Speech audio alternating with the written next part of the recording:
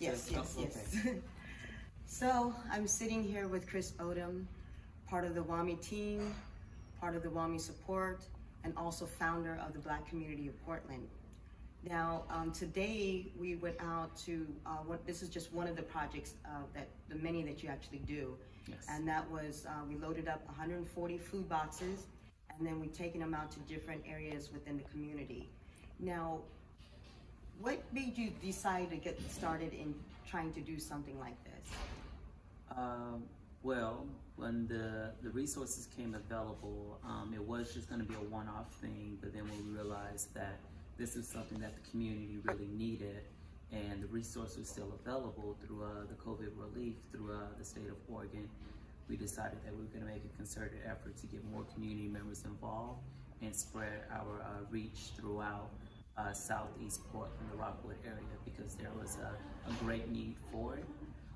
In addition to that, the Black community, with the culture, within our culture, we have some eating habits that sometimes cause us harm in the long run. So in an effort to promote healthy living, we wanted to share produce, free produce, vegetables, dry goods, as well as any household items that we may have with the community.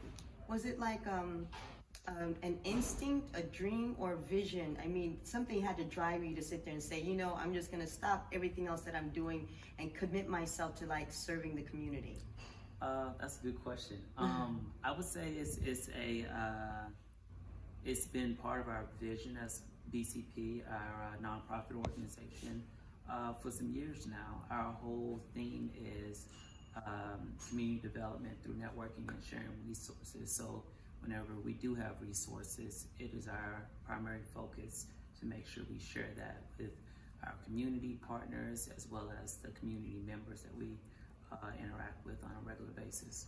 Okay, and so the food box distribution, so you have different volunteers that come in and donate their time, but also we're also asking the community to also donate to the organization, so that way they can at least take care of the gas for the people who are coming from far and wide to be able to deliver these boxes for the families.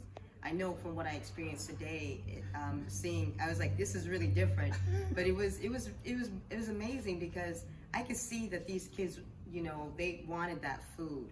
You know, I know they were a little bit hesitant, they were a little bit skeptical, but as I was talking with Dak, she said the apartment manager actually took a picture of your team because he was really happy about the work. They were like, you guys didn't come and bring any badness to the neighborhood, you actually brought something good. You know, and that was something that was nice to see, you know, that without getting all the resistance or the fight back from people within the community that you're actually trying to help. That's beautiful. So you also have a literacy program that you're working on as well too. Yes, BCP is going to be hosting a financial literacy course starting next week. It's going to be every Tuesday for 5 weeks. I believe it's from 5 to 6:30. We're going to be talking about banking, credit unions, budgeting, risk management, credit, debt, and investing. One of our goals is to be able to facilitate that workshop quarterly throughout 2021 and beyond. If we have enough funding and resources, we're going to offer this virtually and in person as the community expresses the need for the education and the knowledge around those topics. As a long-term project, we hope to compensate the community members for participating in the program and also for hitting some of the milestones and self-identified goals that they set for themselves, such as I want to save up enough money to, I want to save 2 paychecks worth of savings into my bank account. Okay, that's your self-identified goal. Once you hit that, we want to incentivize you for committing to the goal that you set for yourself and encourage you to take it a step further and aim for a higher goal next time. So in an effort to help the community and mentor them and coach them and kind of play as a sponsor, we want to encourage them to aim high and let them know that we're going to support them along the way. Now, do you also do like voter registration and census type? Because I know also I've done the census many years ago as a census worker. and people didn't understand by actually filling out and taking the census. This is how funds actually get allocated within certain neighborhoods. Is that something that you're able to offer through your organization as well? Yes, over the last, I would say, late 2019, organization did a presentation for us, Portland African American Leadership Forum, and they came to the presentation about the census, told us what the importance of it was and how it supports our community, because the Black community, we, not to generalize, but a lot of us aren't, as a mass, we're not typically aware of what goes on as far as policy development, census or civic engagement,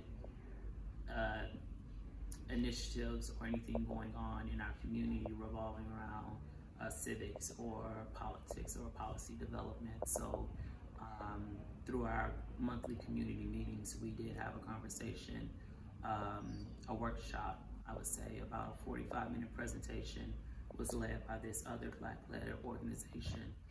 PALF is the acronym is PAALF, and they're also a nonprofit that primarily focuses on civic engagement, voter registration.